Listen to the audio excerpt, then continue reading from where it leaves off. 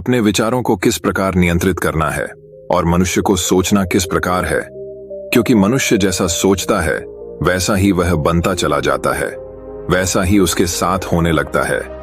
इसलिए इन सारे प्रश्नों के उत्तर हम आज के इस वीडियो में एक गौतम बुद्ध की रहस्यमय कहानी के माध्यम से जानेंगे। तो चलिए शुरुआत करते हैं। बुद्ध के अनुसार इंसान जैसा सोचता है, उसकी सोच जैसी होती है, वह वैसा ही बना जाता है। कोई मनुष्य बुरी सोच के साथ बोलता या काम करता है तो उसे कष्ट ही मिलता है। वहीं यदि कोई व्यक्ति शुद्ध विचारों के साथ बोलता या काम करता है तो उसे जीवन में खुशियां मिलती हैं। ये खुशी उसकी परछाई की तरह उसका साथ कभी नहीं छोड़ देती है। महात्मा गौतम बुद्ध ने कहा है कि जीवन में हजारों लड़ाइयां जीतने से बेहतर स्वयं पर विजय प्राप्त करना है। यदि स्वयं पर विजय प्राप्त कर लिया तो फिर जीत हमेशा तुम्हारी होगी, इसे तुमसे कोई नहीं छीन सकता। गौतम बुद्ध कहते हैं कि व्यक्ति कभी भी बुराई से बुराई को खत्म नहीं कर सकता है। इसे खत्म करने के लिए व्यक्ति को प्रेम का सहारा लेना पड़ता है। प्रेम से दुनिया की हर बड़ी चीजों को जीता जा सकता है। महात्मा बुद्ध के अनुसार भविष्य के बारे में सपने देखकर अभी से मत उलझो। भूतकाल के समय को याद करके पछताने से अच्छा है अपने वर्तमान में रहो। खुश रहने का सबसे अच्छा तरीका यही है। जिस तरह से एक जलता हुआ दिया हजारों लोगों को रोशनी देता है, ठीक वैसे ही खुशियां बांटने से आपस में प्यार बढ़ता है, कभी कम नहीं होता है। बुद्ध के अनुसार जंगली जानवर की बजाय कपटी और दुष्ट मित्र से डरना चाहिए। जंगली जानवर आपके शरीर को नुकसान पहुंचा सकता है, लेकिन एक बुरा मित्र आपकी बुद्धि को नुकसान पहुंचा सकता है। गौतम बुद्ध के अनुसार जीवन में 3 चीजें कभी भी छुपा कर नहीं रखी जा सकती हैं। वो है सूर्य, चंद्रमा और सत्य। गौतम बुद्ध की ऐसी कई बातें हैं जो आपकी जिंदगी को पूरी तरह से बदल सकती हैं। उनकी बताई गई कुछ जरूरी बातों को अगर आप फॉलो करें तो आपको जल्द ही इसका परिणाम देखने को मिलेगा। आप उनके द्वारा बताई गई बातों पर गौर करें। गौतम बुद्ध के अनमोल विचार आपके जीवन की दिशा को बदल सकते हैं। इसलिए हम सभी को उनके जीवन से कुछ बातें जरूर सीखनी चाहिए। प्यार करना सीखें। नफरत को नफरत से नहीं बल्कि प्यार से ही दूर किया जा सकता है। यह पहली सीख है जो हमें बुद्ध के जीवन से लेनी चाहिए। दुनिया में प्यार ही एक ऐसा एहसास और भावना है जो इतनी शक्तिशाली है कि इससे उदासी, गुस्सा और निराशा दूर हो जाती है। चुप रहना सीखें। हमेशा बड़बोलापन अच्छा नहीं होता। कभी कभी चुप रहना भी बुद्धिमानी की निशानी होती है। गौतम बुद्ध के ये विचार सिखाते हैं कि आपका काम दर्शाता है कि आप कौन हैं।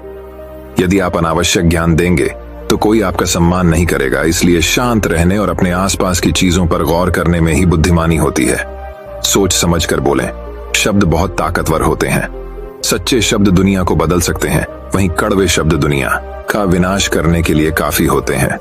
शब्दों का हमारे जीवन में बहुत प्रभाव पड़ता है, इसलिए हमें दूसरों से कुछ भी कहते समय बहुत सावधान रहना चाहिए। अगर आप 2 बार बिना सोचे समझे किसी को दुख देने वाली बात कहते हैं तो यह उस व्यक्ति पर बुरा प्रभाव डाल सकती है। लेकिन अगर आप अच्छे शब्द कहें तो इसे सुनकर सामने वाले में सुधार की गुंजाइश बढ़ जाती है। जीवन में लक्ष्य तय करें। आपको अपनी महत्वाकांक्षाएं खुद तय करनी होती हैं। बुद्ध के इन विचारों से आपको सीख मिलती है कि आपको लाइफ में अपना लक्ष्य तय करना चाहिए। यह आपके लिए कोई और नहीं बल्कि आप स्वयं ही कर सकते हैं। कभी किसी पर निर्भर न रहें। दूसरों पर निर्भर रहना कमजोर व्यक्ति की निशानी है। बुद्ध उस एक व्यक्ति से पूछते हैं कि अगर तुम लगातार धूप में खड़े रहोगे तब क्या होगा। वह कहता है, मुझे अत्यधिक गर्मी लगेगी और शरीर में बेचैनी होगी। बुद्ध लड़के से कहते हैं कि अगर धूप में खड़े रहने से तुम्हें गर्मी लगती है तो इसमें दोष किसका है, सूर्य के ताप का या तुम्हारा। लड़का कुछ सोचने के बाद कहता है, इसका जवाब आप ही बताइए। बुद्ध कहते हैं, सूर्य का काम है ताप देना और ताप का काम है गर्मी लगना। ऐसे में तो दोष तुम्हारा ही है कि तुम धूप में जाकर खड़े हुए, जिससे कि तुम्हें गर्मी लगी। तुम्हें अगर शीतलता चाहिए तो तुम्हें छांव में रहना होगा। ठीक इसी तरह चंचल मन का भी स्वभाव होता है। विचारों और भावनाओं को जागृत करना। विचार क्षण भर के लिए होते हैं, लेकिन विचार से पैदा हुई भावनाएं देर तक टिकी रहती हैं। लेकिन यह तुम्हें निर्णय लेना है कि तुम्हें विचार और भावनाओं के साथ चलना है या अलग दिशा बनानी है।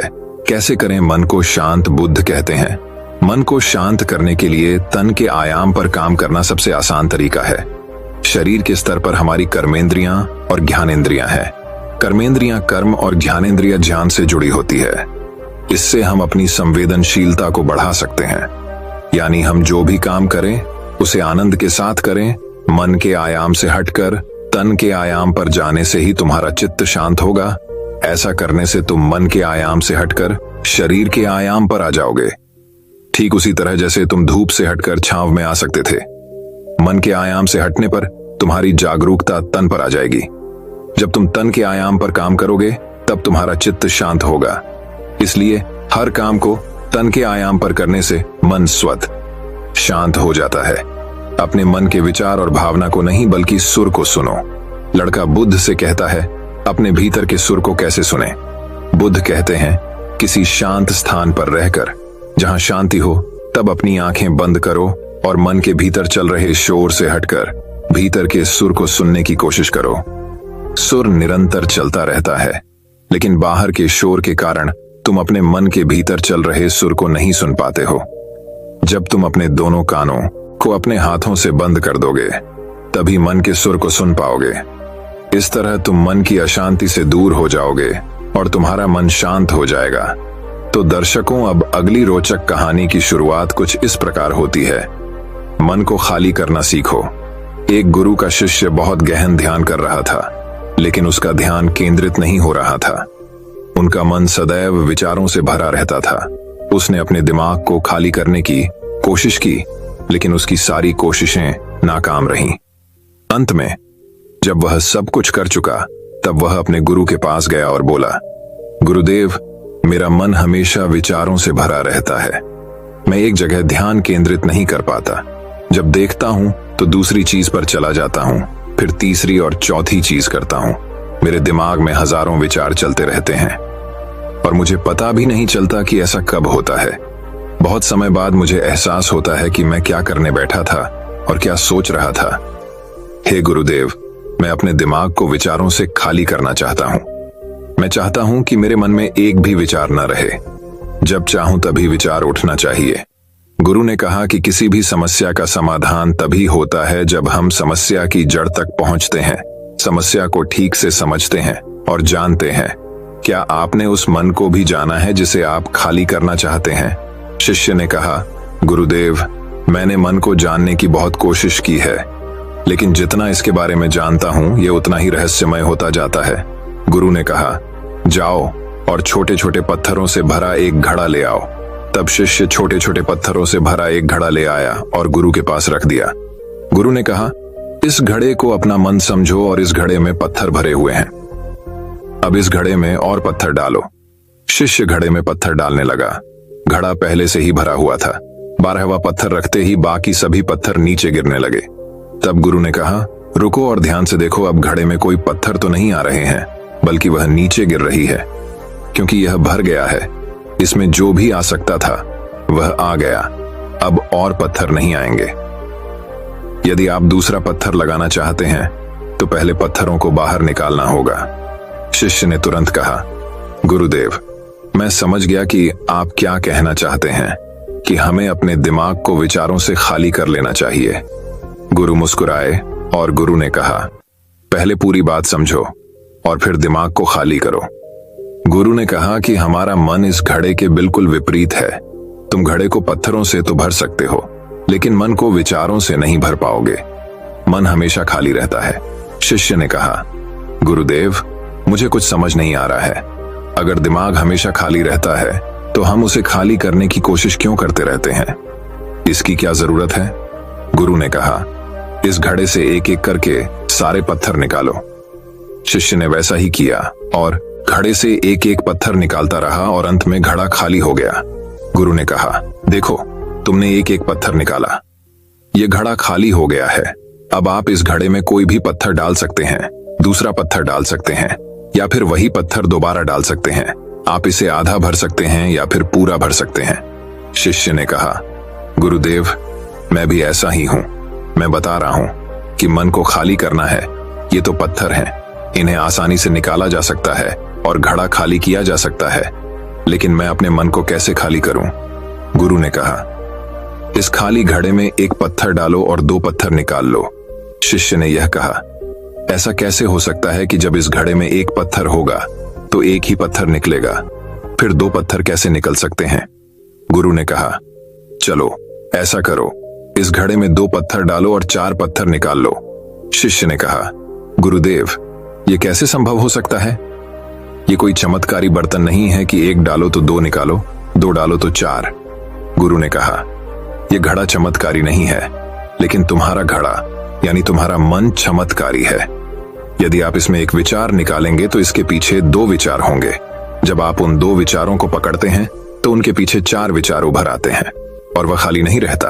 यह मन का भ्रम है कि सब कुछ है लेकिन कुछ भी नहीं है। शिष्य ने कहा, गुरुदेव, आप जो कह रहे हैं वह मैं समझ गया, लेकिन क्या मैं हमेशा अपने विचारों के जाल में फंसा रहूंगा? क्या मन के भ्रम से बाहर निकलने का कोई रास्ता है? बिल्कुल नहीं। और जब आप उन चार विचारों को पकड़ते हैं तो उनके पीछे 16 विचार उभरते हैं और ऐसा करने से विचारों की एक लंबी श्रृंखला बन जाती है और आप कहीं नहीं रुकते, एक के बाद दूसरे विचार को पकड़ते चले जाते हैं। ये मिट्टी का घड़ा पत्थरों के घड़े के समान है, भरा रहेगा लेकिन आपका मन कभी नहीं भरता, वह हमेशा खाली ही रहता है। हमारा दिमाग भी एक विचार के बाद हमारे लिए हजारों विकल्प खोल देता है और हम एक मुख्य विचार को छोड़कर उन हजारों विकल्पों में फंस जाते हैं। शिष्य ने कहा, मैं आपकी बात अच्छी तरह समझ गया हूं, लेकिन अब मुझे क्या करना चाहिए, मेरा मार्गदर्शन करें।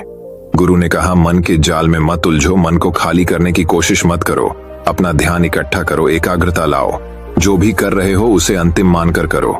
ऐसे करो कि बाद में इसमें आपको कुछ भी करने की जरूरत नहीं है। और जब आप किसी दूसरे विचार पर काम करते हैं तो बस उसी पर काम करें, कोई दूसरा विचार नहीं। मन के भ्रम से बाहर निकलना इतना आसान नहीं है, लेकिन अभ्यास सब कुछ कर सकता है। शिष्य ने कहा, गुरुदेव, मैं भी ऐसा ही करूंगा। यह समझाने के लिए आपका बहुत बहुत धन्यवाद। हम सभी अपने दिमाग को खाली करने की कोशिश करते हैं, मन में उठते बैठते विचारों से परेशान रहते हैं। हम चाहते हैं कि ये विचार कहीं चले जाएं और हम शांत हो जाते हैं, लेकिन जितना हम इन विचारों से दूर भागते हैं, हम विचारों का उपयोग करते हैं कि वे हमें शांत करते हैं और वे आपके उन्हीं विचारों से जुड़े होते हैं जिन्हें आप छोड़ना चाहते हैं। इसलिए ये विचार इतनी शक्तिशाली हैं। जब आप सोचना ही नहीं चाहते तो आप शांत रह सकते हैं। यह तभी संभव है जब आप शांत रहने की कोशिश करना बंद कर दें और अपनी समस्या को हल करने पर ध्यान दें, ध्यान केंद्रित करें और समझें कि चिंता करने से नहीं बल्कि सोचने से समाधान मिलता है। गुरु ने कहा, इस मिट्टी के बर्तन को पत्थरों से आधा भर दो। शिष्य ने वैसा ही किया। फिर गुरु ने कहा, अब इन पत्थरों में से एक पत्थर चुन लो और उस पत्थर की एक छोटी सी मूर्ति बनाकर मुझे दे दो। मैं जानता हूं कि तुम एक अच्छे कलाकार हो। जब शिष्य ने 11वां पत्थर निकाला और उस पत्थर को तराशना शुरू किया तो उसे एहसास हुआ कि यह पत्थर अच्छा नहीं है। तो उसने घड़े से दूसरा पत्थर निकाला, उसे वह पत्थर भी पसंद नहीं आया।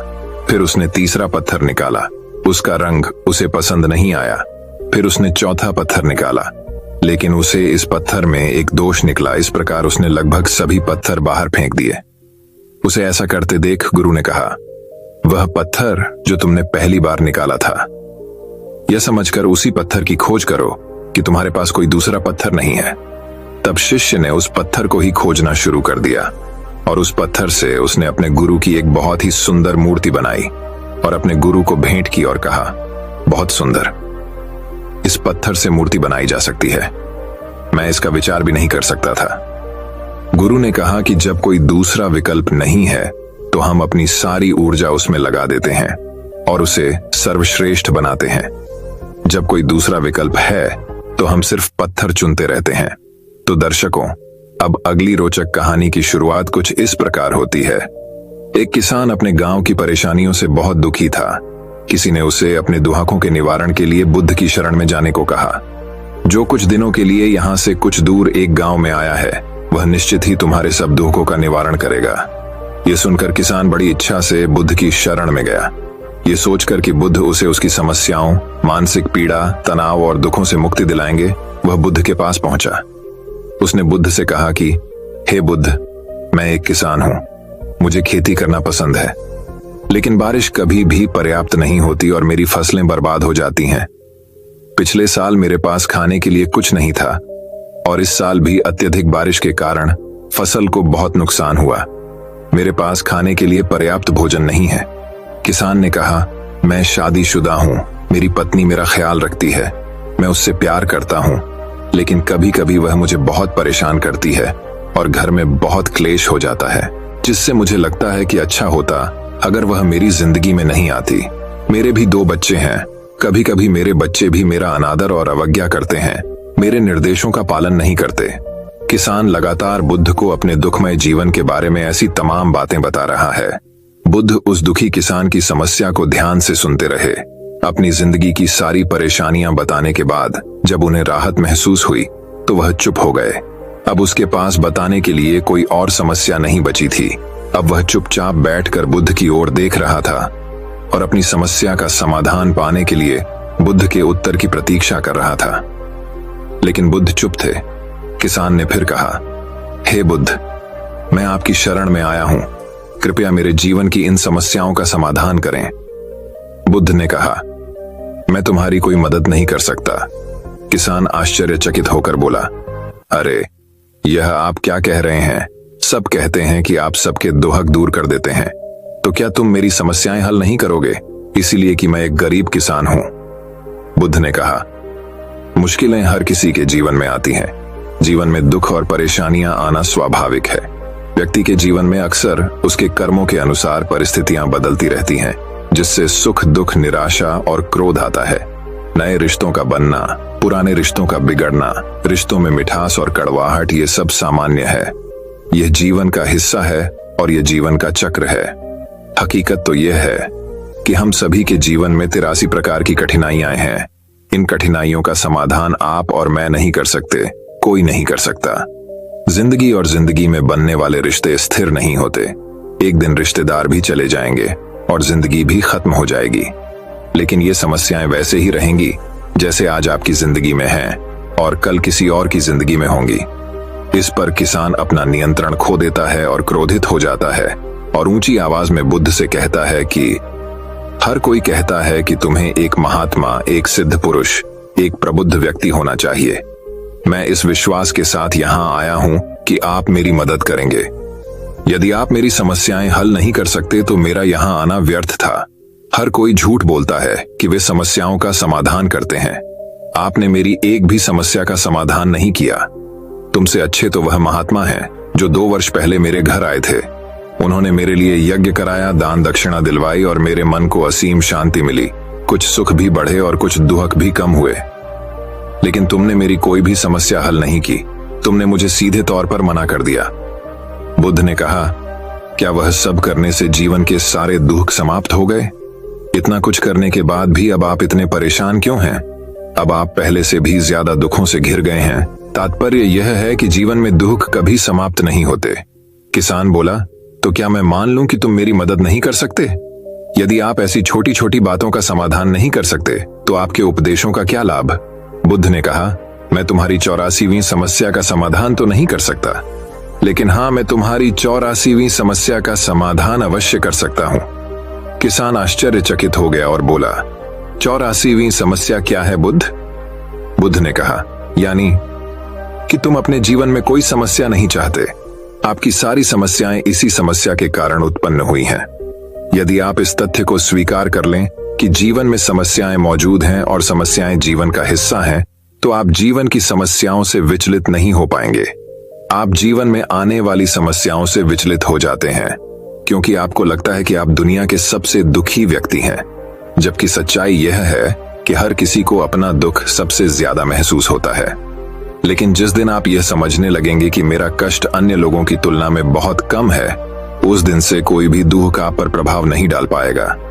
जब तक आप नहीं चाहेंगे कि आपके जीवन में कोई परेशानी ना आए और आप हर दुख दर्द से बचे रहें, तो यह संभव नहीं है। ऐसे में छोटा सा दर्द भी आपको बेचैन कर देगा और आपकी मानसिक शांति भंग कर देगा। अगर आपके जीवन से परेशानियां पूरी तरह से दूर हो जाएं, अगर आपको हर दिन हर पल बिना दुख और कठिनाइयों के जीवन जीने को मिलेगा, तो आप ज्यादा दिन तक ऐसा नहीं जी पाएंगे। एक समय आएगा जब आप हर दिन एक ही तरह की जिंदगी जीने से पूरी तरह से तंग आ जाएंगे और ऊब जाएंगे, क्योंकि जीवन में किसी भी चीज की अधिकता जीवन के लिए भयानक समस्याएं पैदा करती है। आरामदायक जीवन जीने से आप मन और शरीर दोनों से विकलांग हो जाएंगे। तो ऐसे जीवन का क्या फायदा जो बाद में आपको नर्क जैसा जीवन जीने पर मजबूर कर दे। जिस तरह खाना खाने का असली आनंद तभी मिलता है जब बहुत भूख लगी हो, और पानी पीने का असली मजा तभी आता है जब बहुत प्यास लगती है, उसी तरह जीवन के तमाम दुखों और परेशानियों को झेलने के बाद ही खुशी का आनंद मिलता है। इसीलिए जीवन में सुख और दुख अलग अलग रूप में आते रहते हैं। हम चाहकर भी जीवन से सुख दुख को खत्म नहीं कर सकते, लेकिन उनसे इतना ऊपर जरूर उठ सकते हैं कि कोई भी बड़ी समस्या मन को विचलित न कर सके। इसके लिए अपने मन को शक्तिशाली बनाएं, धैर्य रखें, प्रतिदिन आध्यात्म का ध्यान करें, ज्ञान बढ़ाओ। यह आपके जीवन की सभी समस्याओं का समाधान है। इसे जीवन की चतुर्मुखी समस्या का समाधान कहा जाता है। महात्मा बुद्ध का यह अद्भुत ज्ञान पाकर किसान संतुष्ट हो गया और उसका मन बिल्कुल हल्का हो गया। मन में जो समस्याएं परेशान कर रही थीं, उनके प्रति जिज्ञासा शांत हो गई। कौसान ने अपनी आंखें बंद कर लीं और आनंद का अनुभव करने लगा। किसान को समझ आ गया कि वह अब तक क्या गलती कर रहा था और वह बुद्ध के चरणों में गिर गया।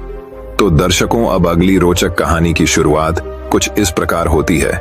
एक समय की बात है, सेरेंडिपिटी के प्राचीन साम्राज्य में अशोक नाम का एक बुद्धिमान और महान राजा रहता था।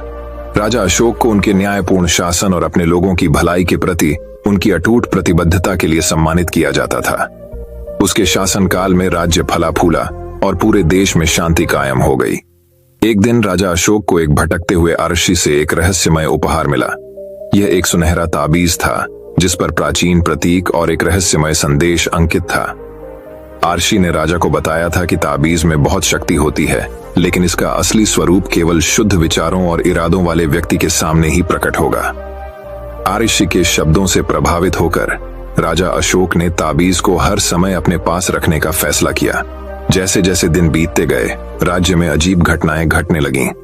लोगों ने रात में गलियों में छुपी हुई छायादार आकृतियों को देखने की सूचना दी और अशांति की फुसफुसाहट हवा में फैल गई। इन गड़बड़ियों के स्रोत को उजागर करने के लिए दृढ़ संकल्पित होकर राजा अशोक ने अपने विश्वसनीय सलाहकार बुद्धिमान ऋषि आनंद से सलाह ली। आनंद को रहस्यमय और अज्ञात की गहरी समझ के लिए जाना जाता था और राजा को उम्मीद थी कि वह स्थिति पर कुछ प्रकाश डाल सकते हैं। आनंद ने ताबीज की बारीकी से जांच की और बताया कि यह विचारों की शक्ति से युक्त था। यह जिसके भी पास है उसके विचारों और इरादों को बेहतर या बदतर के लिए बढ़ा सकता है। ऐसा कहा गया था कि केवल सबसे शुद्ध हृदय ही अपनी शक्ति का उपयोग भलाई के लिए कर सकता है, जबकि दुर्भावनापूर्ण इरादे वाले लोग अपने ही अंधेरे में भस्म हो जाएंगे। इस रहस्योद्घाटन से परेशान होकर राजा अशोक को एहसास हुआ कि राज्य की परेशानियों का स्रोत ताबीज के भीतर ही था। वह जानता था कि उसे अपनी प्रिय भूमि पर और अधिक अराजकता फैलने से रोकने के लिए तेजी से कार्य करना होगा। आनंद के मार्गदर्शन से राजा अशोक प्राचीन बुद्ध, एक श्रद्धेय ऋषि जो राज्य से परे पहाड़ों में रहते थे, की सलाह लेने के लिए यात्रा पर निकले। कहा जाता है कि बुद्ध के पास महान ज्ञान और अंतर्दृष्टि थी और राजा को उम्मीद थी कि वह ताबीज के रहस्यों को उजागर करने में उसकी मदद कर सकते हैं। एक लंबी और कठिन यात्रा के बाद राजा अशोक अंततः उस पर्वत पर पहुंचे जहां बुद्ध का निवास था। आरशी ने शांत मुस्कान के साथ उनका स्वागत किया और उन्हें आग के पास बैठने के लिए आमंत्रित किया। जैसे ही वे मौन बैठे, राजा को अपने ऊपर शांति का एहसास हुआ और उसका शांत मन शांत होने लगा। बुद्ध ने धीरे से कहा, विचारों की शक्ति एक दोधारी तलवार है मेरे प्रिय राजा। यह महान परिवर्तन और बदलाव ला सकती है, लेकिन अगर इसे लापरवाही से इस्तेमाल किया जाए तो यह विनाश का कारण भी बन सकती है। आपको अपने विचारों और इरादों पर काबू पाना सीखना चाहिए, क्योंकि वे आपके आसपास की दुनिया को आकार देते हैं। बुद्ध के शब्दों से गहराई से प्रभावित होकर राजा अशोक को ताबीज के सही अर्थ और इसके साथ आने वाली जिम्मेदारी का एहसास हुआ। वह समझ गया था कि यदि वह इसकी शक्ति का अधिक से अधिक अच्छे के लिए उपयोग करना चाहता है, तो उसे हृदय की पवित्रता और मन की स्पष्टता विकसित करने का प्रयास करना चाहिए। राज्य में लौटकर राजा अशोक ने अपने लोगों से आत्मखोज और आंतरिक परिवर्तन की यात्रा में शामिल होने का आह्वान किया। साथ में वे बुद्ध और आशी आनंद के ज्ञान द्वारा निर्देशित होकर अपने विचारों और इरादों की शक्ति को अनलॉक करने की खोज में निकल पड़े। जैसे जैसे दिन हफ्तों में और सप्ताह महीनों में बदलते गए, सेरेंडिपिटी के साम्राज्य में गहरा परिवर्तन आया। लोगों ने अपने डर और असुरक्षाओं को दूर करना, शांति और ज्ञान का एक नया मार्ग अपनाना सीखा। वे छायादार आकृतियां जो कभी गलियों में भय पैदा करती थीं, गायब हो गईं। उनकी जगह लालटेन की गर्म चमक और सड़कों पर खेल रहे बच्चों की हंसी ने ले ली। अशांति की फुसफुसाहटें शांत हो गईं। उनकी जगह आशा और एकता के गीतों ने ले ली। अंत में राजा अशोक को एहसास हुआ कि सच्ची शक्ति बाहरी संपत्ति या भौतिक धन में नहीं, बल्कि किसी के विचारों और इरादों की पवित्रता में निहित है। उन्होंने समझा कि प्रेम, करुणा और आत्म जागरूकता पैदा करके वह स्थायी परिवर्तन ला सकते हैं और एक ऐसा राज्य बना सकते हैं जहां सभी प्राणी सद्भाव से पनप सकें। और इसलिए सेरेंडिपिटी का साम्राज्य दूर दूर तक प्रकाश और ज्ञान की चमकती किरण, विचारों की परिवर्तनकारी शक्ति का प्रमाण और एक बुद्धिमान और महान राजा की विरासत के रूप में जाना जाने लगा, जिसने करुणा और अनुग्रह के साथ अपने लोगों का नेतृत्व किया। कहानी का सार यह है कि विचारों की शक्ति एक शक्तिशाली शक्ति है जो हमारी वास्तविकता को गहन तरीकों से आकार दे सकती है। हृदय की पवित्रता और मन की स्पष्टता को विकसित करके हम इस शक्ति का उपयोग अच्छे कार्यों के लिए कर सकते हैं और अपने जीवन और अपने आसपास की दुनिया में सकारात्मक बदलाव ला सकते हैं। तो दर्शकों, अब अगली रोचक कहानी की शुरुआत कुछ इस प्रकार होती है। सुनहरे रेशमी वस्त्र का रहस्य। एक समय की बात है, सूर्यपुर राज्य में आनंद नाम का एक बुद्धिमान और परोपकारी राजा रहता था। उनका शासनकाल समृद्धि, शांति और न्याय के लिए जाना जाता था, लेकिन उसके शांत साम्राज्य की सतह के नीचे एक ऐसा रहस्य छिपा था जो सूर्यपुर की नींव हिला देगा। यह सब तब शुरू हुआ जब एक चांदनी रात में शाही महल के दरवाजे पर जटिल प्रतीकों और चमकदार धागों से सजी एक रहस्यमय सुनहरी रेशमी पोशाक दिखाई दी। कहा जाता था कि यह वस्त्र स्वर्ग से एक उपहार था जो इसे धारण करने वाले को सौभाग्य और भाग्य का प्रतीक देता। जैसे ही चमत्कारी वस्त्र की खबर पूरे राज्य में फैली, लालच और ईर्ष्या की फुसफुसाहट हवा में भर गई। राजा की पत्नी रानी माया उस वस्त्र की इच्छा से अभिभूत थी, यह विश्वास करते हुए कि यह उसे शाश्वत सौंदर्य और यौवन प्रदान करेगा। एक दिन जब रानी माया खुद को दर्पण में निहार रही थी, एक नौकर जल्दी से कक्ष में दाखिल हुआ। उसकी आंखें डर से चौड़ी हो गईं। महाराज, सुनहरा रेशमी वस्त्र चोरी हो गया है, उसने कहा। उसकी आवाज घबराहट से कांप रही थी। रानी का दिल चिंता से धड़कने लगा और वह राजा आनंद को चोरी की सूचना देने के लिए दौड़ी। साथ में वे रहस्य को सुलझाने और अनमोल वस्त्र को पुनः प्राप्त करने के लिए निकल पड़े। राजा ने अपने सबसे भरोसेमंद सलाहकार, एक बुद्धिमान और रहस्यमय आर्षि, जिन्हें मास्टर सिद्धार्थ के नाम से जाना जाता था, को बुलाया। अपनी तीव्र बुद्धि और गहरी बुद्धि के साथ मास्टर सिद्धार्थ ने चोरी हुए वस्त्र के रहस्य को सुलझाने और राज्य में शांति बहाल करने की कसम खाई। जैसे जैसे वे जांच में गहराई से उतरे, उन्हें धोखे और विश्वासघात का एक जाल पता चला, जिससे राज्य के टुकड़े टुकड़े होने का खतरा था। संदेह महल के रक्षकों, दरबारियों और यहाँ तक कि स्वयं रानी पर भी गया। लेकिन जैसे ही मास्टर सिद्धार्थ ने सच्चाई की खोज की, उन्हें एहसास हुआ कि सुनहरे रेशमी वस्त्र का रहस्य सिर्फ चोरी हुए खजाने के बारे में नहीं था, बल्कि मनुष्यों के दिलों के भीतर छिपे अंधेरे के बारे में था। जैसे जैसे दिन बीतते गए, सूर्यपुर में तनाव बढ़ता गया और राजा की प्रजा इस डर में रहने लगी कि जांच से क्या खुलासे होंगे। लेकिन मास्टर सिद्धार्थ निडर रहे। उनकी अटूट निगाहें न्याय की खोज पर टिकी रहीं। एक दुर्भाग्यपूर्ण रात, जब राज्य सितारों की निगरानी में सो रहा था, मास्टर सिद्धार्थ को एक ऐसा सुराग मिला जो उन्हें रहस्य की तह तक ले गया। महल के बगीचों की छाया में उसे चुराया हुआ वस्त्र एक कांटेदार पेड़ के नीचे छिपा हुआ मिला, जिसके सुनहरे धागे चांद की रोशनी में चमक रहे थे। भारी मन से मास्टर सिद्धार्थ को एहसास हुआ कि चोरी के पीछे असली अपराधी कोई और नहीं बल्कि रानी माया ही थी। ईर्ष्या और इच्छा से ग्रस्त होकर वह सुनहरे रेशमी वस्त्र के लालच में फंस गई थी और इसके कथित जादू का स्वाद चखने के लिए अपने ही पति को धोखा देने को तैयार थी। अगली सुबह राजा ने अपने दरबार के सभी लोगों को भव्य हॉल में बुलाया, जहां मास्टर सिद्धार्थ ने चोरी हुए वस्त्र के पीछे की सच्चाई का खुलासा किया। रानी माया चुप और पीली खड़ी थी। जैसे ही कक्ष में आरोपों की गूंज सुनाई दी, उसकी आंखें शर्म से झुक गईं। दुख और क्षमा से भरी आवाज में राजा आनंद ने अपनी रानी को संबोधित किया। मेरी प्रिय माया, मुझे पता है कि तुम्हारा दिल इच्छा से घिरा हुआ था, लेकिन प्यार और ईमानदारी हमारे राज्य के सच्चे खजाने हैं। ये हम सभी के लिए एक सबक है कि लालच और ईर्ष्या हमें अंधेरे रास्ते पर ले जा सकती है। और इस तरह सुनहरे रेशमी वस्त्र का रहस्य आखिरकार सुलझ गया, लेकिन इसके सबक सूर्यपुर के लोगों के दिलों में बने रहे। मास्टर सिद्धार्थ के ज्ञान और प्रेम और सच्चाई के स्थायी बंधन द्वारा निर्देशित राजा आनंद के शासनकाल में राज्य समृद्ध होता रहा।